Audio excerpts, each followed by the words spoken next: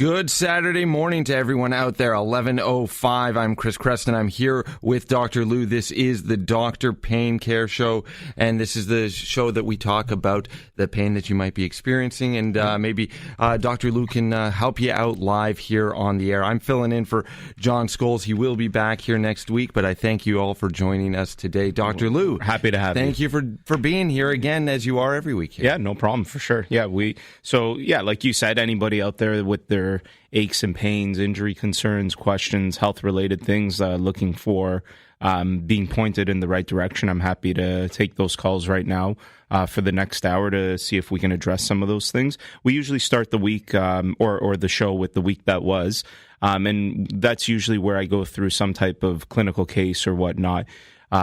So this week, one of the things that was really interesting, I was having a conversation with a patient of mine that came in through the radio show. And I think I've mentioned this before, but maybe I haven't highlighted it enough. And maybe I even went through it a little last week.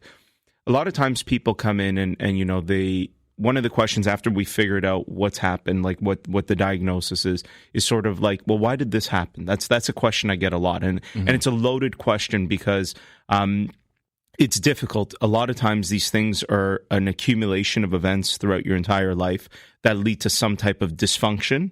And that dysfunction eventually causes the breakdown of something, and that breakdown will eventually result in the pain that you're having, right? So a lot of these issues that people have are functional issues.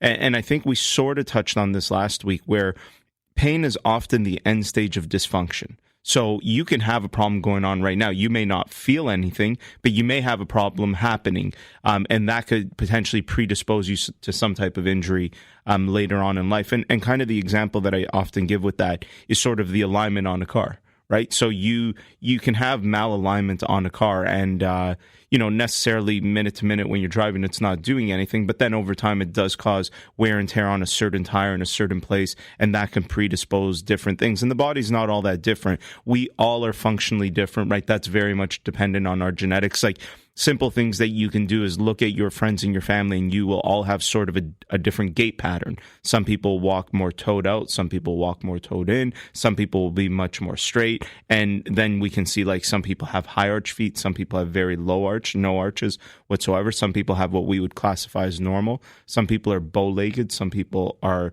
knock-kneed, right? Like, and I'm using these everyday terms. Mm-hmm. And all of those things, all of those genetic differences between person to person, as you're moving, as you're doing things in life, will change where the breakdown can happen. And it doesn't just stop in things that are genetically embedded in us, such as our gait patterns or the way our knees end up being, but it can even be the things you're doing day to day, right? So if you're sitting at a desk, 8 hours a day for whatever type of work, then, we can sort of say, well, the most common injuries for that type of work are blah, blah, blah. And equally so if you are in some type of physical labor job, same thing. We can often deduce, well, here's likely what you're able to sustain later on in life. And one of the things that we do with a lot of employers and a lot of big businesses is where we highlight. So we've had numerous companies contract us out, and specifically me, where we essentially look at where are the injuries that are happening most frequently in that particular field, and how can you minimize those injuries? Is there something that that they can be doing? Is there some type of added device that they could be using, or is it just a matter of being aware? And a lot of the times, in all honesty, it really comes down to being aware. I do a lot of ergonomic assessments for different workplaces, and I mean, there's chairs and desks and everything that you can imagine. Very, very expensive stuff, but based on everything that I've reviewed in terms of the literature that it's available in my clinical experience, you can have the very best desk, the very best setup, the very best chair that money can buy, all of these things. But our bodies just, in reality, are not meant to be static. They're not meant to be in any one position for a prolonged period of time. And when they are in that position for a prolonged period of time, that's equal to repetitive strain sprain, right? So we actually call that, we wouldn't call that in the medical field sprain strain. We would call that a phenomenon called creep, which is essentially just tissue creep. So that if you are bent over, there's enough things happening in the tissues that stretch. And once that happens, our ligaments, our joints, our muscles are there to essentially keep joints safe. As soon as those tissues get stretched beyond a reasonable amount, our body will sense that, and it senses a danger to the joint, because when you look at it from a musculoskeletal perspective, what's most important is that we keep the joints intact, right? Like, nobody wants to dislocate a shoulder. Nobody wants to dislocate a hip or a knee, and those things aren't as easy as the shoulder. But that's what happens with the body, is as soon as that tissue goes either too much repetitive strain sprain or creep in the things that you're doing, or again, even coming down to basic genetics, the way you move your body pattern, whatever it is, there are going to be areas that are more likely to be broken down. And so, and this was just a conversation that I was having with a patient when they said, well, why did this happen to me? And it's like, well, that's hard. Number one, it's a very hard question to answer. And it's usually not something that just happened yesterday, right? Like, usually when it is, those are called traumatic events, and we can know, like, someone comes in and says, hey, I fell off a ladder yesterday, right? Like, that is specific in time. There's a point in time that we could put our finger on and say, well, this is a result of this. But outside of those traumatic injuries, a lot of the things that are actually happening are prolonged trauma, right? If we could use that term, right? So it's not an instantaneous trauma, but versus a prolonged trauma that's been accumulating over the years, the things that you've done, and those areas are just likely to break down. And that's the exact reason why, someone who comes in with low back pain, one of the questions that I and my colleagues will ask is, do you have a family history of low back pain as well? Like your parents, your siblings? Because again, it goes back to genetics. Now, does that mean there's a genetic marker for low back pain? No, what it does mean is that there's some type of inherent dysfunction in the way that you're moving, the things that you're doing, that likely is a result of what creates that type of pain. So essentially what I want to get across is that, although this is the Dr. Payne Show, pain is the end stage of dysfunction. And it might be more important to focus on dysfunction first. Awesome. Thank you so much. We got a whole lot more with Dr. Lou coming up on the other side. And it's time to get your calls as well and get, you can talk to Dr. Lou himself and maybe solve some of the problems too. Maybe a pain issue or maybe one of those strain issues that you are dealing with. 416-870-6400, star 640 on your cell phone, 416-870-6400, star 640 on your cell phone to call Dr. Lou now. 416-870-6400, star 640 on your cell phone. Give us a call. Give Dr. Lou a call, and we can discuss something that you're going through. Before we took the break, Dr. Lou, we were talking about some of the causes for pain and different things that people have. Right. And I was thinking, it's got to be very important to know what caused your pain so that you can correct it in the future, right? Yes, yeah, absolutely. So this is, whenever we've had calls, like what's a good example? Let's use the shoulder, for example. And people call in and say, well, I was told on ultrasound by somebody that I have a tear in my shoulder. And so now they're treating that tear. They're doing something like, whether it's some type of physical therapy local to the area, like modalities to decrease the inflammation and the pain. And the second component that should always be part of a treatment plan is the rehabilitation. And what rehabilitation is essentially fixing those faulty, dysfunctional things that are happening inherently. And so one of the things around the shoulder is like, well, let's work on your scapular positioning, your shoulder blade positioning. And that's very important. So yeah, it is important to figure out, well, where did this likely stem from? Because then if you can treat the issue, and this is the problem with, like, for example, just taking a pill for your pain, is that is very good for removing that initial phase of pain, the inflammation and those things. And in fact, sometimes it's the only thing that works for those things. The problem is if you're doing the same dysfunctional pattern or whatever we deem to be that to be, or if you're in the same repetitive strain sprain, then good luck. It's just going to come back. All you're doing is finding a temporary solution. And I've said that to people that have called, right, where they've said, I've got this neck pain, and then we start digging in, and it's like, well, where does it happen? Well, this is what I do for a living. It's like, well, if you somehow don't modify that pattern, then you can treat the neck pain, and yeah, it might be better for a day or 2 days or 3 days, whatever that number is.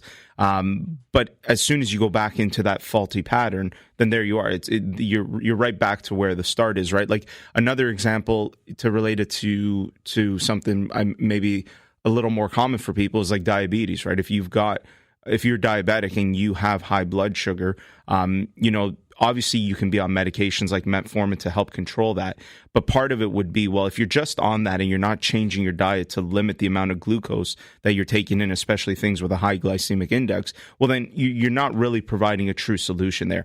And musculoskeletal pain is the way. Yeah, we got to find how can we target that specific issue in terms of the pain, the inflammation, so we can minimize it, with the second intention being let's rehabilitate it. Now, in rehabilitation, that's essentially what it means, is how do we fix the dysfunctional pattern?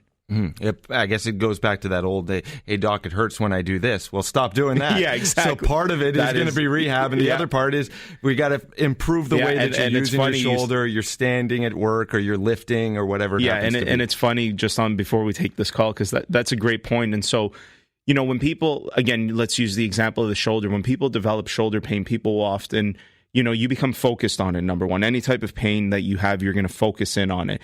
As you focus in on it, you'll start to notice, well, hang on, if I twist my arm like this and put it backwards and blah, blah, blah, it really starts to ache. And it's like, well, your shoulder's not designed for that either, right? So there's also a component where people, because they're focusing so much on things, they do things that aren't inherently normal to the body anyways. Like anybody's shoulder, if you rotate it like that and put it behind your back and try to, reach your other leg or something, like that's not the function of your shoulder. And so that's very important too. And it's funny that you bring that up, because a lot of people will come back in and say, like, feels great except when I do this, and then they end up showing you this movement pattern that's absolutely ridiculous. Why would you do that? Yeah, why would you ever do that? Yeah, exactly. Hey, we're going to take your calls right now, 416-870-6400, star 640 on your cell phone. We're going to start off with Patrick in Toronto. Patrick, thanks for calling. What's your problem for Dr. Lou? Yeah, hi, Dr. Lou. Hey. Appreciate you taking the call. I'm not particularly concerned about this issue, but it's a mystery to me. Okay. I basically what happens is I can feel a pain, like a certain thing coming on in my lower bowel, and it's and I know that it's going to get worse. That there's going to be a clenching pain that is going to come. It's going to tense up. It's going to sort of be centered around my lower bowel for about 10 minutes, maybe sometimes less. And then it's going to cause me to perspire. It's going to cause me to be somewhat immobile. I've actually been driving when it happened and continue to drive, but was obviously very uncomfortable. And then the tension releases, and then I'm incredible relief, just unbelievable relief, and it's all good. It's all done. Okay. And so I guess my first question becomes, have you had this checked out by anybody? No, I never have. Okay. It's rare. It comes about every several months, and I have not.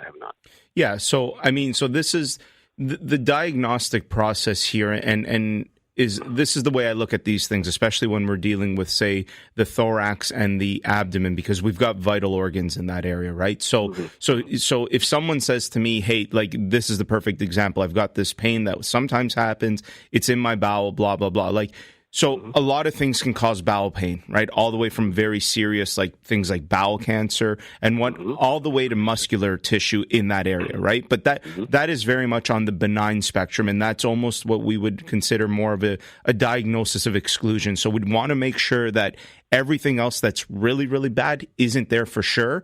And once those things are eliminated, then we can start to say, okay, well, it's probably then just related to the musculoskeletal system in terms of muscles. That area that you're describing, you've got the hip flexor, the psoas muscle that goes from your low back to your hip, and maybe that's simply what's spasming. But I think it's always prudent when you're dealing with, again, the thorax or the abdomen, that you rule out the more serious causes. And that doesn't need to be like, 500 million tests. So someone like you say that to me, I'd want to, a lot of it can be investigated just simply based on questioning, right? Like questioning around your bowel movements. Is there anything wrong with your bowel movements ever? Like scary things like, is there ever blood in them? Is there ever tar-like? Anything like that. Now, and we won't go through this, but just as an example, and then maybe some simple blood work, like just to see like what's your overall health look like, and probably some type of abdominal ultrasound to start, like something very low level imaging that's quite readily available that can give you a pretty good indication. So you can look at that and like, so now the process becomes, so we go through a history. It overall sounds benign or not overly concerning, right? Assuming there's no red flags that are present. Then we say, okay, well, let's go for some blood work. Let's do the ultrasound. Things come back. It looks normal. then and this is the way the algorithms work, right? Like if it comes back and there's something abnormal, well, then you're going to get referred to a GI specialist because it needs to be investigated, right? But assuming it all comes back normal, then we start to say, okay, this is likely just simply muscular issues, and it could be something like a psoas spasm, because you're saying like already I know very, very little, but based on the mechanics, is you're sitting in a car, which means your hips are flexed. And then all of a sudden, depending, sorry, perhaps, or in a chair, but nevertheless, your hips are flexed, and so that is when your psoas is contracting. That's how you flex your hips. So, and then that can be treated. So these are, and this is the diagnostic process, and this is what I really try to get across to people. This is what I do. It's not about the treatment half. It's really about figuring out the right diagnosis first, because if you have the right diagnosis, then the treatment is just easy from that point, or it may not be easy, but at least we know what we have to do. So I would say first and foremost, get it checked out. In that regard, give me a call, and we'll help set you up with someone who can do that. Okay, thank you, doctor. Thank you very much. Thank you for calling, Patrick. No problem is too private. Give Dr. Lou a call right now.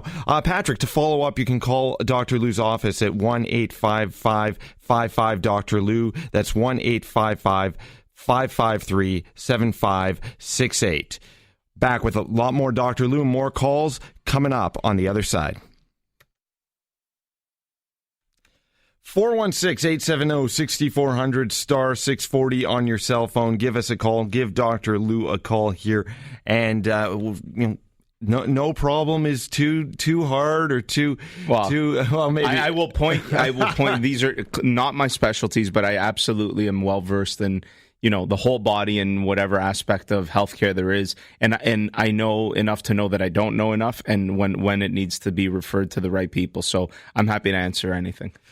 Give us a call and see what he's happy to answer here. Dr. Lou is standing by to take your call. I thought that was really interesting with Patrick there, and actually it may have spurred on another caller here, and I believe it's Corinne in Bowmanville. Hello? Did I put how about now? Hello? Hey, how are you? I'm good. How are you? Good. What's your question for Dr. Lou? So I've actually been dealing with severe abdominal pain for the past 5 years. Okay. It originates in the lower abdomen, and then it kind of spreads throughout the whole stomach section, but it also swells up my sides. Swells? Yeah, my sides kind of puff out to the point like my hips almost look like they're being dislocated. Okay, so over a 5-year history, I would hope that you've been investigated, and I'm assuming the answer is yes.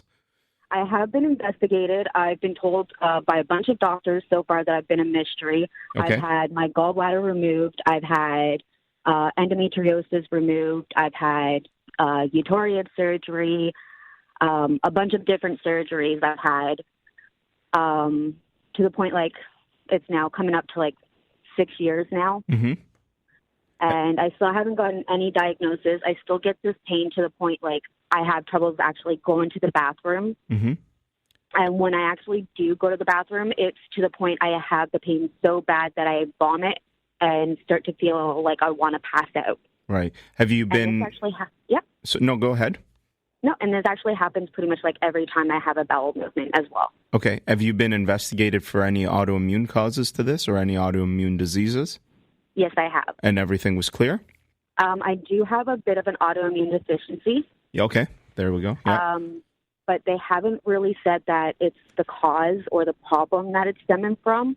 But I was also diagnosed when I was a child with Kawasaki syndrome disorder. Okay.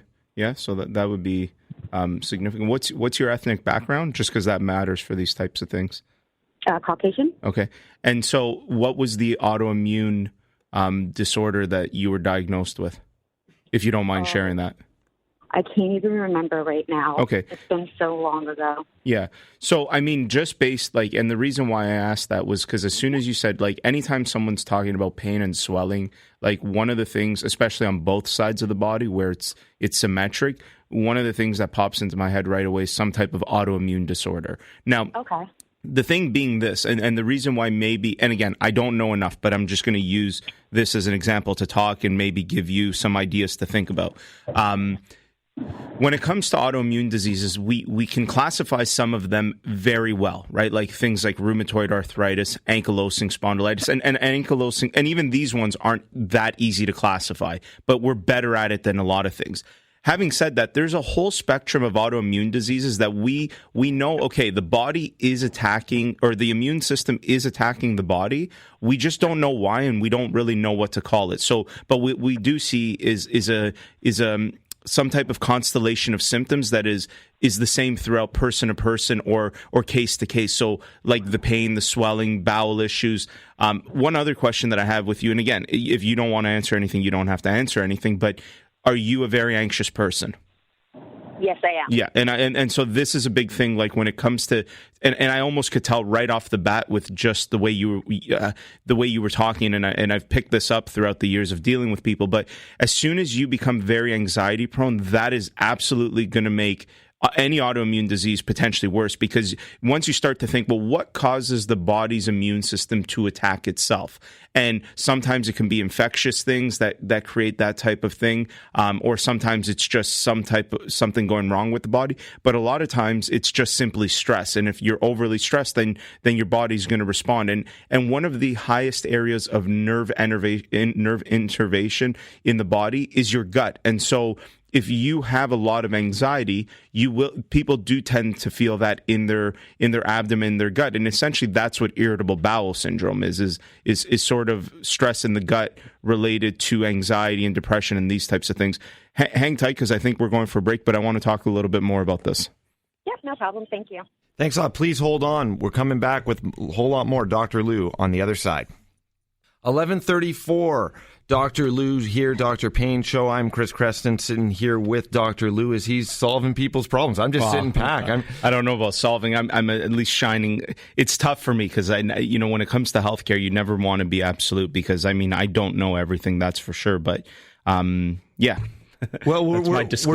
We're trying to help people here, and we've just been taking a call here from Corinne, and a problem that starts in the bowels, moves on through the stomach, and it's been a continuing problem for her and a bit of a mystery. And we're continuing with Corinne. Thanks for holding on over the break.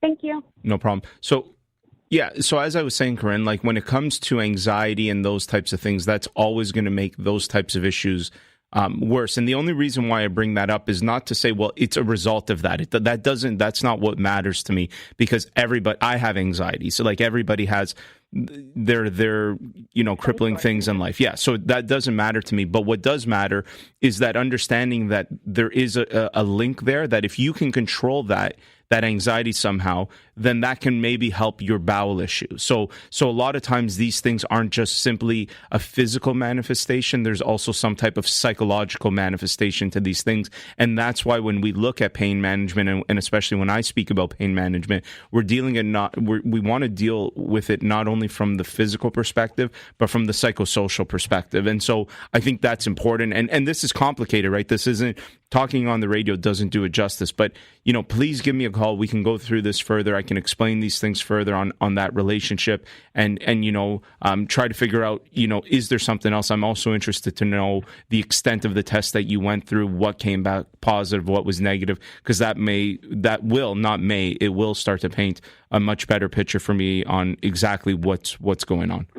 Okay, perfect. Okay. It's a number to call is 1-855-55 Dr. Lou. That's 1-855-553-7568. Thank you so much for calling, and hopefully that Dr. Lou can help you get to the bottom of it. We'll get her to the right person for sure. Awesome. Thank you so much. And more calls coming in. The number to call us live here on the radio is 416-870-6400, star 640 on your cell phone. We'll start here with, is it Aber in Mississauga? Hi, yes, this is Abner. Hey, Abner, thanks for giving us a call here. What's your question for Dr. Lou? Well, I just wanted to start off by saying that for the last 25 years, the WSIB has been bankrupt, and the healthcare system budget in Ontario has increased from $17 billion in 1995 a year to over $60 billion this year. My question is, what have ergonomists, healthcare professionals, the Ministry of Labor, and the Worker Compensation, what have they done to protect workers certain workers who are prone to repetitive work injuries, going home with aches and pains on a regular basis because of the nature of the job that they're doing. I'm talking about factory workers, warehouse workers. The nature of the job is hard. It's difficult to work 8 hours a day. Mm-hmm. You go through monthly to weekly, sometimes to daily overexertion. Yeah. So Abner, let me sort of just interrupt you here because let's understand what my job is. I'm a healthcare professional, so I treat these things. Okay, I'm not a politician. I'm not a policymaker. And I think those questions are better directed towards those types of people. Like, how do we? I don't necessarily disagree with you, in all honesty, but that's a different show. That's a different topic than what we're focused on. It's more than it being a different topic. It's not my scope. I don't believe that I have. I don't have the right answers for you because I don't know. I'm not a politician and I'm not a policymaker. I simply work within a system that is created that, is what I work in. Does it have flaws? Yeah, absolutely. Is there a better way that we should be doing things for, the workers as you're highlighting? Yes, absolutely. There's lots of things wrong with our, call it, healthcare system and the way we go about, ensuring safe work and all those things. But that's not something that I can really comment on in terms of, what has the government done? Because, again, I'm not a politician and I'm not a policymaker. No, but based on my experience, the worker compensation system is designed to get injured workers fired, to find injured workers jobs that are not suitable for them, and to not compensate for workers on a regular basis. It's a system designed to disable workers. Okay. Where you suffer, and I appreciate where you suffer spinal injuries. So Abner, again, I appreciate your opinion. It's not a preventative system. Right, and I appreciate that opinion. Again, this has nothing. It's not about whether I agree or disagree, but is there a question here for me? And if there isn't, then I don't think this is, again, the right place for me to comment. I don't necessarily disagree with you, and I have my opinions, but we'll talk about that, some other time, and there's probably a better person that you can contact, such as your local, MPP or whomever. Yeah, obviously a lot of frustration there, but and I mean it's they're all great points. Like I don't, again, that's a very important debate to be had, but that's not what we're focusing on here in terms of what have. I can't comment on what we've done. It's not. You try and diagnose a problem when it's presented, and the prevention thing is that's a very big problem. That's a large. And we deal with motor vehicle accidents with WSIB injuries, and one of the things that and I'll work closely with people like Sivan, right, like on the personal injury side, because.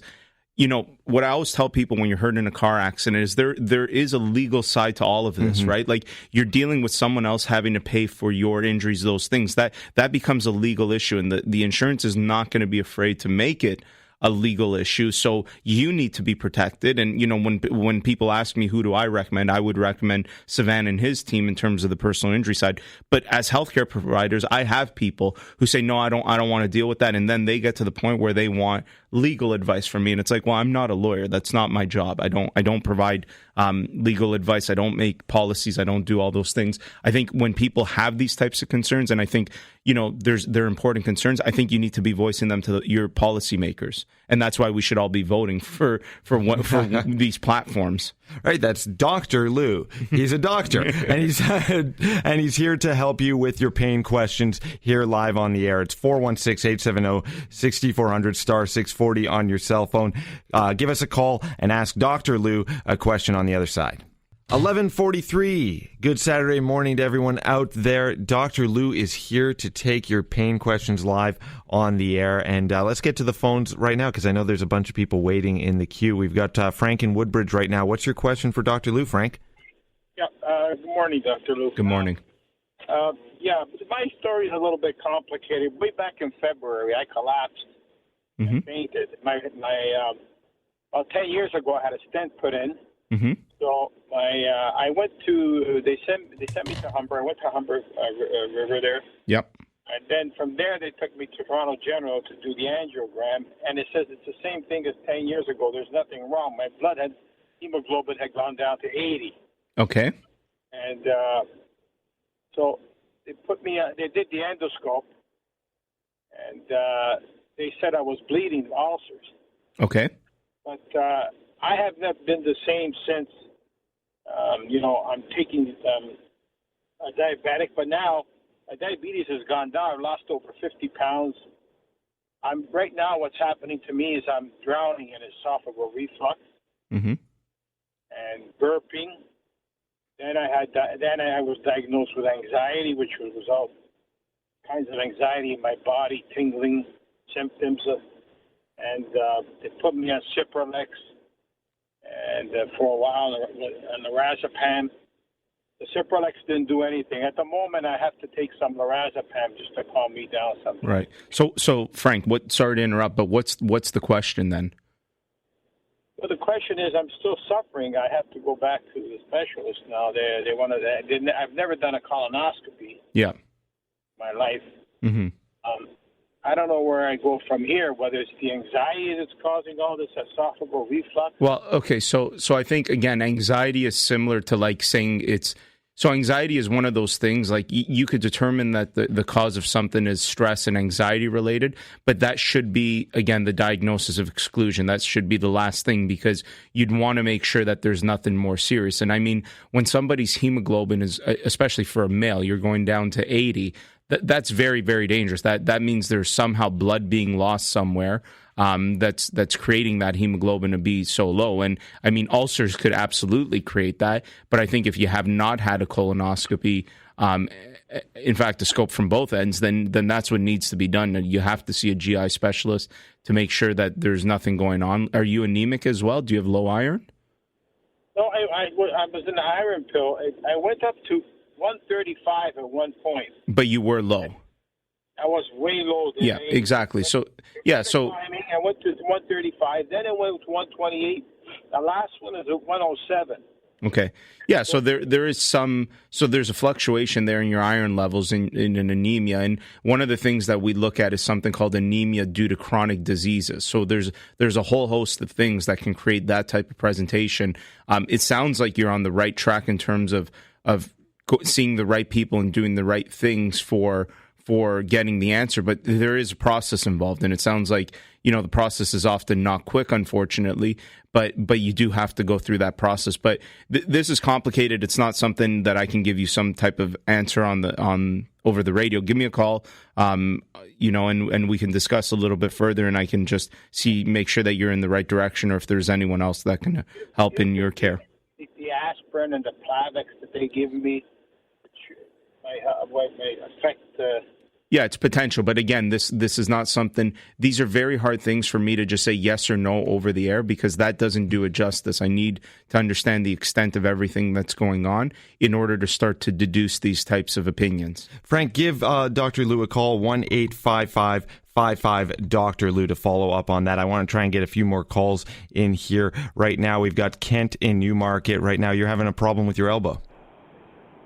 Yeah, hey, Dr. Lou, thanks for taking my call. No problem. It. Hey, a question for you. I was a competitive water skier as a young man and did a lot of competitive slalom skiing and was a real, gym nut, doing a lot of workouts. Now, as I've aged, I'm now in my mid-50s. I've got a lot of pain on the inside of the elbows, not the outside like you would think it was tennis elbow, but actually on the inside of the elbow. So if I were to shake your hand and squeeze it, I'll get a shooting pain up the inside of the elbows. Okay, got you. So the question I've got is, I can push my thumb on my elbow and flick a ligament or a tendon or whatever it is, and I can certainly feel some acute pain when I do that. Yep. Is there anything that can be done for that? I had surgery done on my left elbow years ago. It helped a minor amount, so the surgery wasn't really worth the results.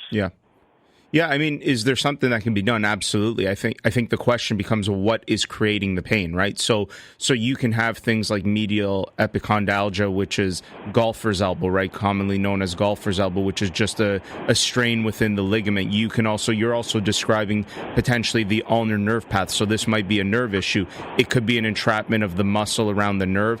It could be higher up in your neck. Like the important thing to determine here is what's creating that pain, and it may not not just be in the elbow. It might be in the shoulder somewhere. It might be in the brachial plexus. It might be in the neck that's creating that type of symptoms. So, I think to answer the question, can something be done? Yeah, likely. But first step is figuring out what exactly is causing that. Because all you've given me is elbow pain, and there's a spectrum of things that will create elbow pain. And so we got to start to figure out, well, where on that spectrum are you, and what's the most likely thing? Well, on that note, I do have neck issues, and I have a wedge pillow that I put my neck in traction all the time. Yeah. And it is definitely up the back of the neck. So you could be right with respect to nerve pain. And that's right. And that's the important part, is that's where the history is important, because you start to figure out the signs and symptoms that someone is describing, whether they suggest more of a nerve issue or more of a ligament issue or a muscular issue. And then we move into the physical exam. And those types of things, Kent, those are the things that, like, I can see in an office and within 15 minutes have a very, very good idea of what's going on and put you on the right track. So come see me and let's get that figured out. Okay, fair enough. Okay. I appreciate it. No problem. Thanks for calling, Kent. You can call Dr. Lou 1-855-55-DR-LOU, 1-855-55-Dr. Lou to follow up with him, and we'll try and get some more calls in on the other side here on the Dr. Payne Show. It is the Dr. Payne Show. We are here with Dr. Lou. You can send him an email, info@paincarecanada.com. Visit the website, paincarecanada.com. We've only got a few minutes left here and want to try and get to as many calls that are in the queue as possible. So please keep your questions short for Dr. Lou, and we'll try to get to the bottom of these situations as quickly as we can. Let's start with Jeff in Peterborough. What's your question for Dr. Lou? Yeah, I'm sort of looking for a referral. I've got a carotid artery that's 100% blocked, and they don't know why. And I'm only 46 years old, so they're treating it and everything. They're monitoring everything, but I just need to know if there's any other doctor that you would recommend have a look at this. Well, who are you seeing about it right now? I'm seeing two specialists. What types of specialists? One's a actual surgeon that I don't even know what they're... Yeah, some type of vascular surgeon, okay. Vascular surgeon, and another one's specifically a heart surgeon, and those specialists. Yeah, those are the right people to be seeing. If you needed anyone more specialized, they would be the right people to point you in the right direction. But yeah, keep an eye on that. That's serious stuff to have a carotid artery 100% blocked. Yeah, my only thing was, the question was, I mean, they can't tell me how it happened or why I've got this at such a young age, right? Yeah, and if they can't tell you, I'm even more perplexed. I have no idea why it would be so blocked at such a young age. That's they're going to be much better at maybe having some type of idea, but I can't comment. I'm not sure. So there's no other doctor you could, if I was to go get a second opinion, that you'd recommend, or? I think you're seeing the right types of people. I mean, they would take an issue like that seriously and try to manage it. And I think sometimes when you have serious issues, people often want to know, well, what caused it? But yeah, exactly. Yeah, but the important thing to remember here is that going to make a difference right now? The reality is you have it. So the important thing is, how do you manage it going forward? And so, and I think maybe focusing your efforts on that is going to be much better for you in the long run than going crazy on how did this happen. Just keep an eye on that, and they're the right people to keep an eye on it. And I think that should be your train of thought. Thanks a lot for your call, Jeff. Sorry to cut you short. We got to try and get a few more people in here. Larry in Toronto, what's your question for Dr. Lou? Yeah, Dr. Lou, I had a fall last Friday, and basically I rolled over and I landed hard on my palms. Yep. And I couldn't move. I couldn't get up. I couldn't move my hands. I felt like almost paralyzed. Okay. At the end of it all, they said that I had a small fracture on my left wrist. Okay. They put a cast on it, and then on Monday I went back to see the specialist. He took it off, and he gave me like one of those stents. Yep. Okay. So the matter is, from my shoulders down, and then to my palms, it feels like the skin's been peeled off, and everything's like in major pain and very, very sensitive. Yeah, well, you had a big trauma, right? Like if it was traumatic enough that we would classify that as a fouche injury, which is a fall on an outstretched hand. And so that can create problems all the way up that kinetic chain, all the way up to the shoulder, the neck. You may have strained nerves as that happened, which could create that type of burning type of sensation. So it's clearly related to the trauma, and you probably need to focus treatment not just on the wrist, but also be doing therapy on your elbow. They suggested that I go for x-rays on the neck or something. Yeah, that's not like October the 9th. Yeah, that's not a bad idea, because a lot of times fractures don't show up. So it takes time to see the calcification unless it's displaced. So sometimes when someone has a trauma today, we'll send them for an x-ray today, but we'll also follow up in 2 weeks, because sometimes you don't see the fracture line right away. So going on October 9th. But the fracture is not the issue. Both of my arms, all right, like it's almost like balanced on both sides. I feel skinless. Just by briefly touching. Right. So, but what they want to check, right, is there pressure on the nerve somewhere in the neck creating that? So that type of sensation is likely neurological. So the question becomes, well, did you aggravate the nerve somehow? And the most serious thing that they're likely thinking of is, did you fracture something in your neck? Now, I'm not really sure why October 9th, though. Like an x-ray of the neck can be done very, very quickly. I would say give me a call and we'll get you to have one, on Monday. So that way we can make sure. Excellent. I really appreciate it. Thank you problem. so much. Thanks for calling, Larry. The number to call is 1-855-55-Dr. Lou. We are almost out of time here, so I'm just going to ask the next question without bringing the caller on the air, but he's asking about hanging from your feet. Is that good for you? Is it good for everyone? No. Is it good for some people? Maybe. A lot of these things are very much just dependent. So, like, a lot of people will ask, like, inversion tables, and my answer is I don't have the research, so I like to answer things based on research. I don't have a good answer based on research. Is hanging by your feet good for you? Are there people out there that hang by their feet and probably find tremendous relief from it? Yes. If it's something you haven't done, there's a lot of things to take into consideration in terms of blood flow and what you could be doing. It's a loaded question. I would need to know the extent of why they would want to do that and all those things. But it's not something that I would recommend for every single person. Unfortunately, we don't have enough time to get into all the details of hanging I could from take feet. him on after the air. If he just stays on the line, I'll speak to him. Awesome. Perfect. So, Bill, hold on the line, and Dr. Lou's going to take your call off the air, and we'll get a little bit more insight on that. Otherwise, anyone can give Dr. Lou an email, info@paincarecanada.com. Visit the website, paincarecanada.com, or give him a call, 1-855-55-Dr. Lou.